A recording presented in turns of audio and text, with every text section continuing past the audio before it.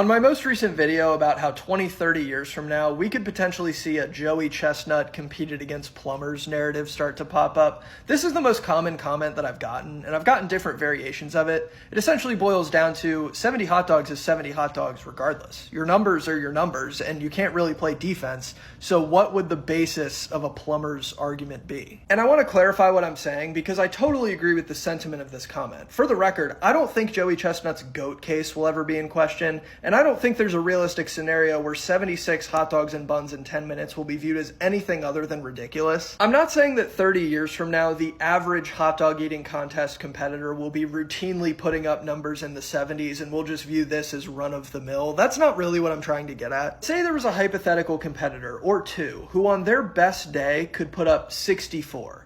That's still a very far cry from 76, but 64 would have beaten Joey Chestnut in 6 of his 17 title years. And when Matt Stoney beat Joey Chestnut, he beat him 62-60. And I think what I'm getting at is those hypothetical people who can put up 64 or 65 on a good day don't exist yet, or just aren't competing against him.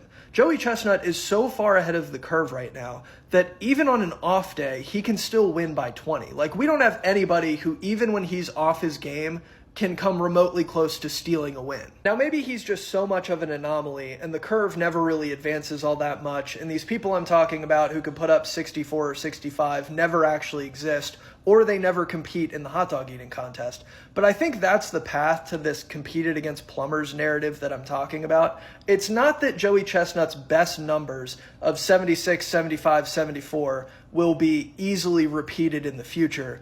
It's more that the mark of 17 titles will be maybe viewed as more of a product of its time. I do think Joey Chestnut will always be considered the GOAT though, and it's possible that totals in the 70s will just be his forever. But I do think it's reasonable to expect that over time, more and more people will be able to put up numbers in the 60s. I don't think that's crazy to say. So it's not that at some point Joey Chestnut will be considered some average guy. It's more that the distance by which he's considered the GOAT will maybe get smaller. I don't know, maybe it won't, maybe it never will. To be clear, I recognize this is a very stupid thing to be talking about, and if you wanted to take the stance of, hey, maybe we don't want more people getting better at this, maybe we don't want more people consuming 20,000 plus calories in 10 minutes, I don't think that would be a bad take either.